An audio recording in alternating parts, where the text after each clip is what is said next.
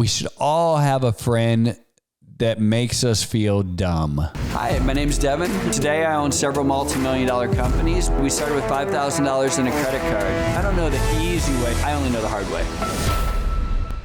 Hey everyone, welcome to the Whiteboard Entrepreneur Podcast, where I give straightforward advice for the entrepreneur in all of us. I'm Devon Dickinson, and today I'm going to talk about how I believe that we should all have a friend that makes us feel dumb.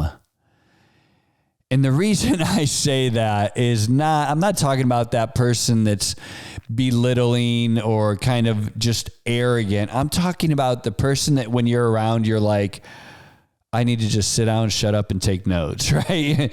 And hopefully you have someone like this in your life. And if you don't have someone that's like this in your life, let me encourage you to find that person. My friend that makes me feel dumb, I'm going to call him DK, and he knows who he is. But I got to have dinner with him on Monday night. It was around 9:40 or whatever, and I kept him out until like midnight, and because I don't get to see him very often. I only see him, once or twice a year, and it had been almost probably a year and a half, 2 years because since COVID, or because of COVID, that I hadn't seen him. So I really I was really looking forward to seeing him. He's just a wonderful man, very inspiring, a great friend, but he's just on a different plane intellectually than me. Has experienced things that I can't even really imagine, thinks in ways that I don't understand or comprehend.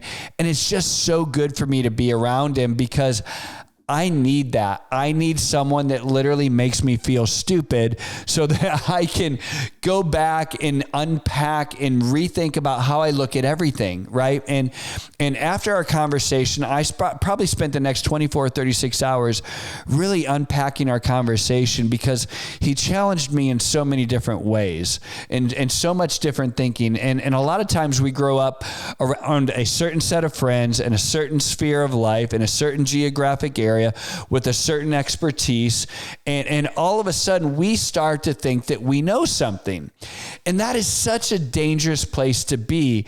And so when you bring someone you have someone like this in your life, all of a sudden you're like, hey, I might know a thing or two about something, but there are people that are on just different planes, different experiences, and different levels that I need to learn from. And this is the thing. I don't want to tell you that when David or DK and I were talking, that everything that he said, that I was like, you're right.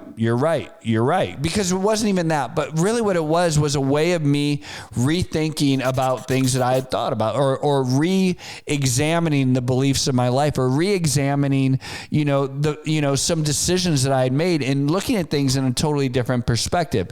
And also just sitting and being quiet. And that, if you're an entrepreneur, if you're a leader, that's a rare thing for a lot of people.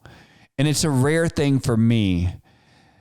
And so for me, I get this from my friend DK. A lot of people will get this by going to conferences or to listening to podcasts, to listening to, various speakers. And literally just sitting there and being quiet and absorbing what they're saying because you don't know everything. And when I'm around DK, I really know I do not know everything, right? And it gives me different perspective on life.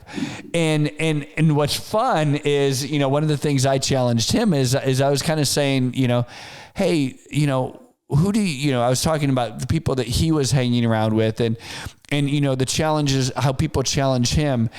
And he quickly was, just very humble, and he's a humble guy anyways, but just very humbly was telling me about some of his friends that are, the things that they're doing and how he literally just sits there and I don't even know what you're talking about, but I want to take notes and I want to learn, right? Teach me.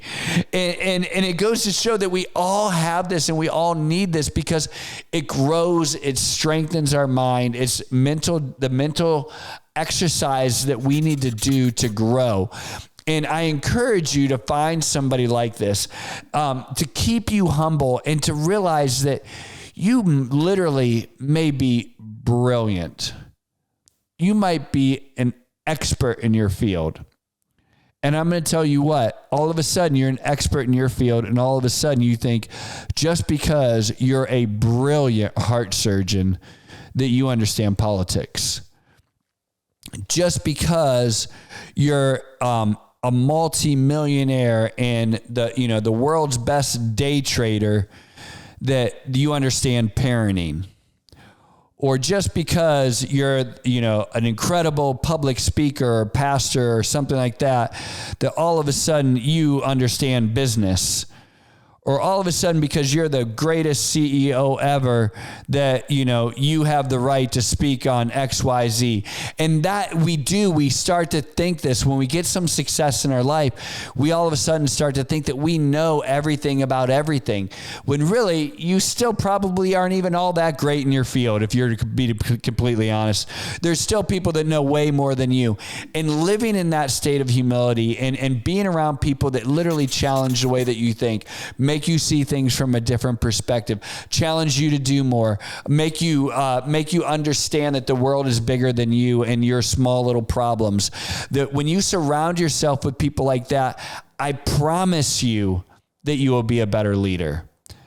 I promise you that it will strengthen even your views, right? Once they're challenged, it will strengthen them, or it will help you change your views if they need to change.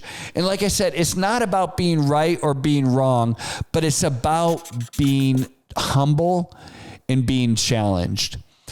I had a great dinner. It was probably one of the most productive 2 hours that I had during that time. And I've already started thinking about some stuff for the next time when I have dinner with them or get the chance to talk with them again. But listen, I challenge each one of you to go out there and find someone that you feel dumb around and get comfortable with that feeling. Get comfortable with not being the smartest person in the room. You don't want to be the smartest person in the room. That's not the room that you want to live in, right? It's okay to be in that room occasionally because, you might be that person for somebody else, right? When they're around you, they feel stupid, right? And you can help raise them up, right? And grow them and challenge them. But you don't want to live there. You want to always be living in the state of challenge. And I challenge you to surround yourself with people that do that. I hope that helps. Thanks for joining us today on the Whiteboard Entrepreneur Podcast, where, as always, I give straightforward advice for the entrepreneur and all of us. Have a great day.